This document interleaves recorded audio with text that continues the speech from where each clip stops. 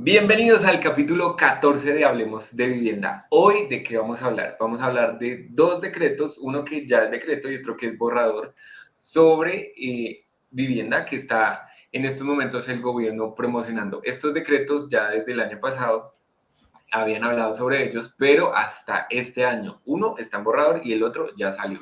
Y vamos a conversar sobre esos dos temas, así que empecemos, Lucas. Cuéntanos cuál sería el primer decreto que vamos a conversar hoy. Perfecto. Entonces, el 5 de marzo de este 2024 lanzaron el Ministerio de Hacienda y Crédito Público, lanzó el decreto 263, el cual dice que es acerca de la creación de una línea de crédito de redescuento con tasa compensada dirigido a promover la vivienda de interés social BIS y prioritario BIP para el desarrollo regional, urbano y rural. Entonces, ¿qué quiere decir eso?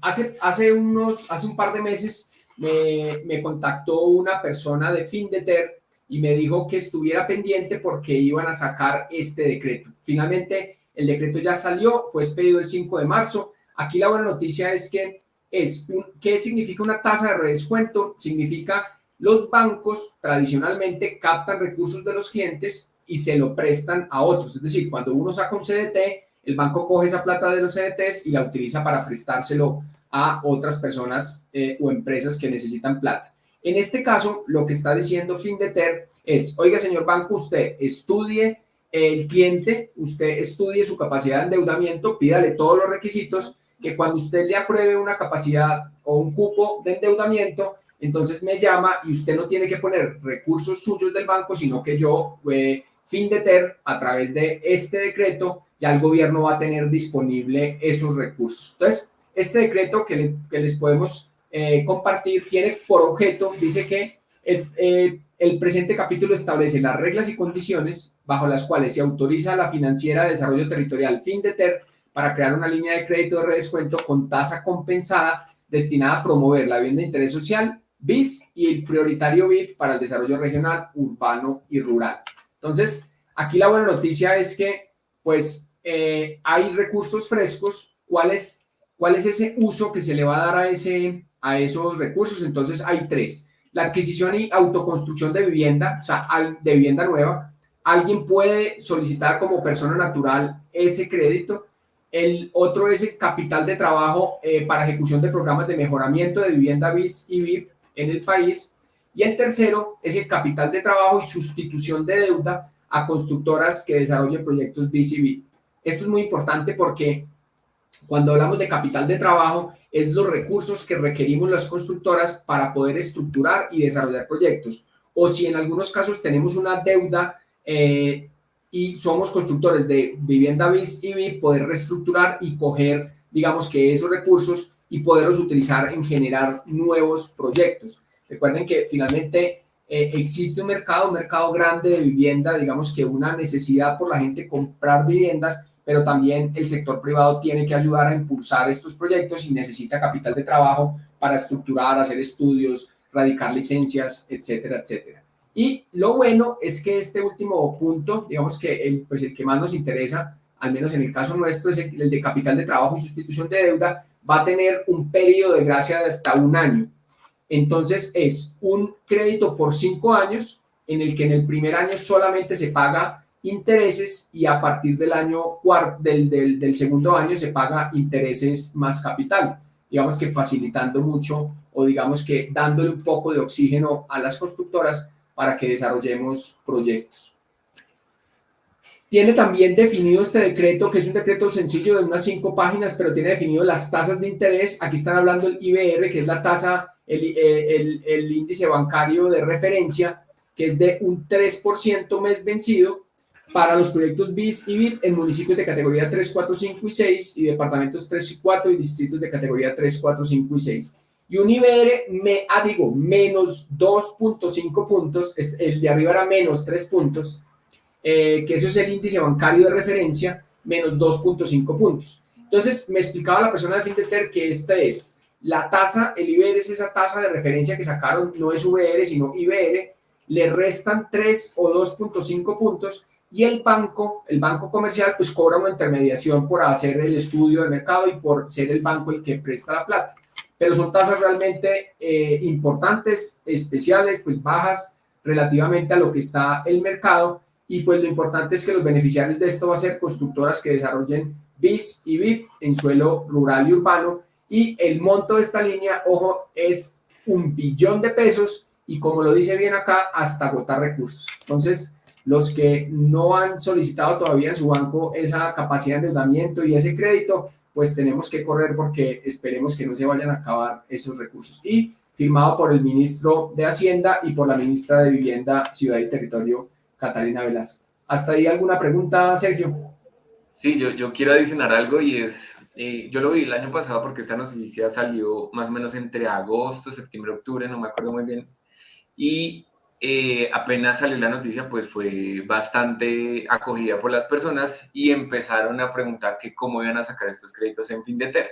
Findeter realmente es un banco de tercer piso, o sea, uno de persona natural no puede ir allá a pedir ningún dinero y siempre hay un intermediario. En este caso, la primera línea que nos mostraba Lucas, que era para la compra de vivienda, ustedes no pueden ir a Findeter a solicitar este dinero, tiene que ser con los bancos tradicionales. Todos los que existen, ellos van a hacer la intermediación que decía Lucas y a ellos es el que se les solicita.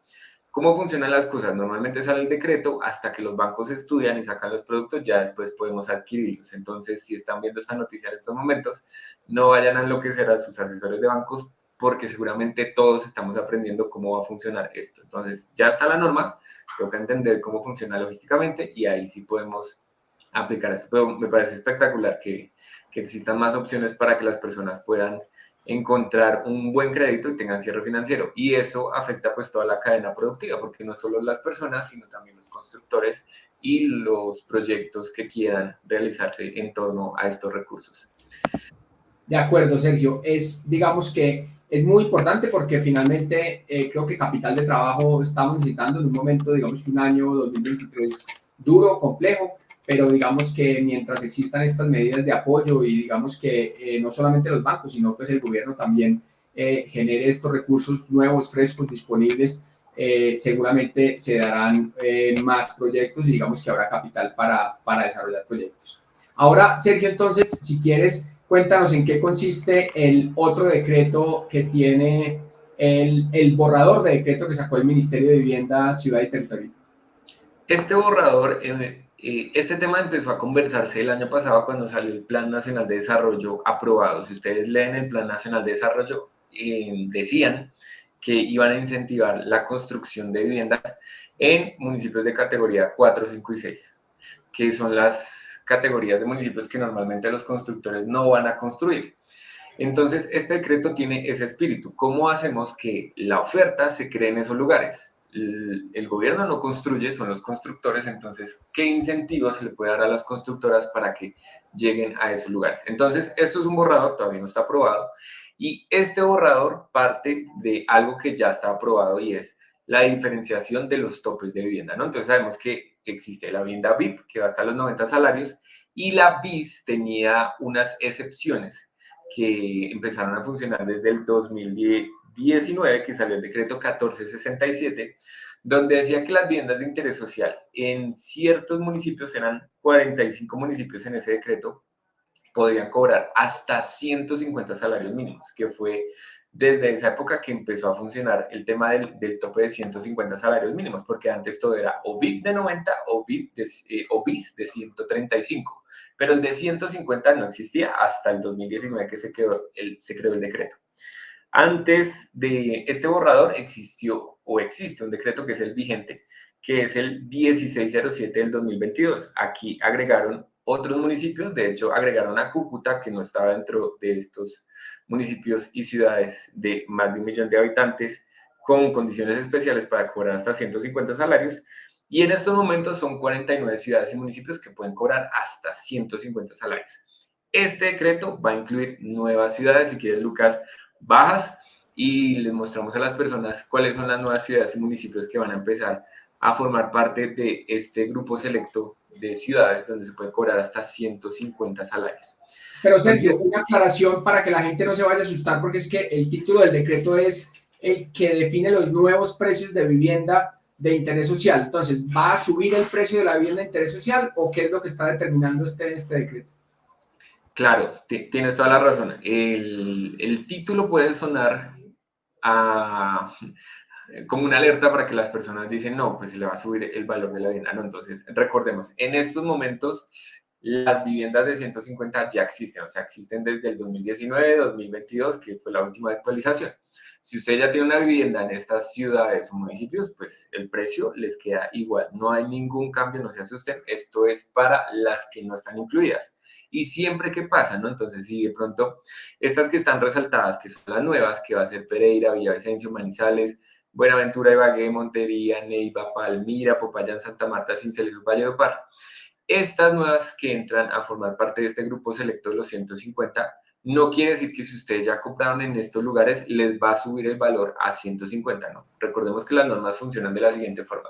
Existe la norma, ustedes congelan, por así decirlo, la norma que esté vigente, y si llega a existir algo nuevo, va a aplicar a todos los negocios que se creen desde la aprobación de la norma en adelante. O sea, todo lo de atrás, que igual no va a ser retroactivo, para que no se me asusten y de pronto digan, ya de aquí en adelante me voy a quedar con la constructora que va a cobrar hasta 150. No, o sea, solo van a ser estas ciudades para los futuros proyectos que se desarrollen. ¿Y Listo. por qué habla el decreto también de una autorización excepcional de la vivienda de interés social, del valor excepcional? Ok, entonces en el Plan Nacional de Desarrollo lo que establecían es exactamente eso. ¿Cómo hacemos que los constructores, que son los que diseñan la oferta, vayan a esos lugares? Pues vamos a incentivar la construcción allá. ¿Y cómo se puede hacer eso? Para llegar a esos lugares hay que revisar mucho el transporte, el material, la mano de obra. Y normalmente cuando un constructor hace números, construir en una ciudad de pronto que no es capital o de pronto que nunca ha tenido ese alcance, los costos son bastante elevados y pues los números no dan. Entonces se definió también en este borrador de decreto que van a haber unas condiciones especiales si el constructor demuestra que puede llegar a esos municipios y tiene un proyecto estructurado y aquí hay una serie de requisitos que va del 1 al 5, los invito a que los lean, de pronto nos extendemos mucho si los leemos cada uno, pueden llegar hasta los 150 salarios mínimos en esos municipios. Y más adelante hay otros dos numerales que también me parecen interesantes para evaluar. El siguiente Sergio, pero numeral, antes de pasar a esos numerales, te quiero poner un ejemplo que me parece muy práctico, porque nosotros hace un par de años estuvimos evaluando, nos presentaron un lote en Pereira muy interesante y era un lote para desarrollar vivienda de interés social, incluso cerca del aeropuerto, en donde se estaba haciendo, digamos que un desarrollo, donde hay una zona industrial, pero había unos lotes muy, digamos que muy indicados para desarrollar vivienda. Hicimos toda, digamos que la estructuración del proyecto, lo que les hemos contado en videos pasados, y lo que nos encontramos fue con dos condiciones. La primera es que el POT de Pereira tenía una exigencia de en áreas mínimas de vivienda, que si mal no recuerdo era como 50 o 52 metros cuadrados, es decir, no se podía hacer vivienda de interés social en menos de 52 metros cuadrados. Y resulta que Pereira, por no ser una ciudad o un municipio de más de 1 millón de habitantes, el precio máximo al que se podía vender era 135 salarios mínimos. Entonces, este es un ejemplo muy claro de por qué nosotros como desarrolladores descartamos un lote, una muy buena oferta en ese momento, digamos que para desarrollar un programa de vivienda interesante, porque ir a construir a Pereira apartamentos de 52 metros cuadrados mínimo en 135 salarios mínimos no daba el cierre financiero. Entonces era imposible. Con este decreto surge una alternativa muy interesante y es que esos municipios que nos mostraste ahorita que se agregan, hay que ir a revisar que si en 150 salarios mínimos ya puede ser atractivo para la ciudad. Y tú me preguntabas ahorita, antes de empezar el video, pero ¿por qué, mejor dicho, por qué hace atractivo o qué hace atractivo o por qué, digamos, que subir ese precio de vivienda? Si hay mercado para eso. Entonces, la respuesta es efectivamente, hay mucha necesidad en el país, lo hemos mostrado en los videos iniciales acá, digamos que según el DANE, el déficit de vivienda en Colombia es muy alto, es decir, hay mucha demanda por vivienda de interés social, pero mientras no hayan no solamente incentivos en el tema de subsidios, aquí hemos insistido mucho que si bien los subsidios ayudan a desarrollar los proyectos, esos subsidios son para las familias, para las personas, pero es que tampoco hay oferta, y si no hay oferta, y así haya muchos subsidios, así el gobierno garantice que les va a poner, digamos, que los recursos a las personas de menos. Aquí tienen que estar involucrados tanto el sector privado, o sea, los desarrolladores, tiene que ser un negocio rentable, y los bancos también tienen que tener la posibilidad de prestarle recursos a esas personas. Entonces, quería complementarte con esa historia que seguramente este decreto, cuando salga, porque recuerden que este es un borrador, nos permitirá revisar nuevamente ese proyecto, si es factible a los números de 150 salarios mínimos retomar ese proyecto en la ciudad de Pereira. Totalmente de acuerdo. Antes de iniciar esta conversación, yo le decía a Lucas que, listo, este decreto que genera la oferta, ¿no? El constructor es el que hace la oferta. Entonces, vamos a ver si la demanda le interesa este tipo de proyectos a 150 salarios, que me parece un ejercicio espectacular. Si ustedes en los comentarios nos pueden escribir qué opinan si en estos lugares viviendas a 150 salarios mínimos de unas áreas, como decía Lucas, entre 50, 40, en fin, lo que se pueda construir ahí, van a ser interesantes para las personas que los compren. Pero llega un tercer factor, y es el que normalmente se descuida, que es el banco. Yo que estoy muy metido en el tema de la banca porque trabajamos con un broker, las ciudades y municipios que no son principales, la mayoría de personas son independientes, y a los independientes en esos lugares nos castigan bastante los ingresos. Entonces, hay un ejemplo muy claro.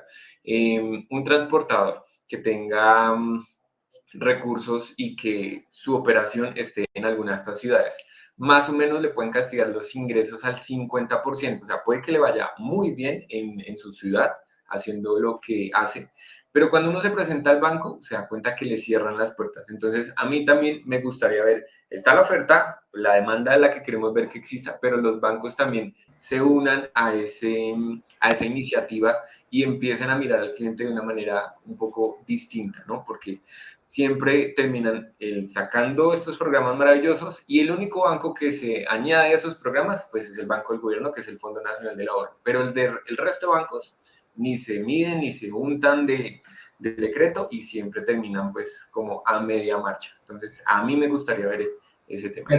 Perfecto. Y hay un artículo también, Sergio, que me resaltabas también ahora, y es un artículo sobre las condiciones de sostenibilidad de las viviendas de interés social. Esto me parece muy interesante también, y es que, digamos, que se está incentivando a través del precio o del mejoramiento del precio, digamos, que llevando la vivienda hasta 150 salarios mínimos, a que sean proyectos que sean certificados con algún sello ambientalmente amigable. Y hablábamos que existe el certificado EDGE, existen los otros dos El que no, LED, casa, que son como los más el LEED, usados. ya. En este decreto no establece cuál tipo de sello sostenible van a recibir, pues nos imaginamos que van a ser todos, porque en este momento solo hay un beneficio para los compradores, que es el sello Edge, que les dan un descuento hasta el 1% de la tasa de interés a los proyectos que están certificados con este beneficio. Entonces, creo que si siguen esa línea, pues puede ser Edge el que puntee, pero no han hablado de los otros, que también sería interesante que en este decreto de pronto lo aclaren.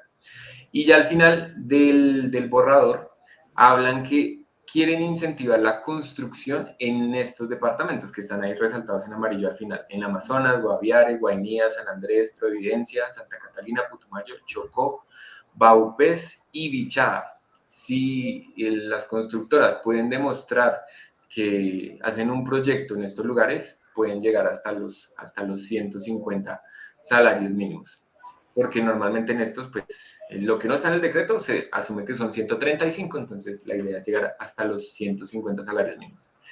Y yo también quiero tocar un tema que fue parte de la discusión del COMPES y del Plan Nacional de Desarrollo que hicieron. Es, listo, sabemos que los constructores no construyen en esos lugares donde quiere llegar el gobierno, pero también hay que agregarle otro factor, y es el de seguridad.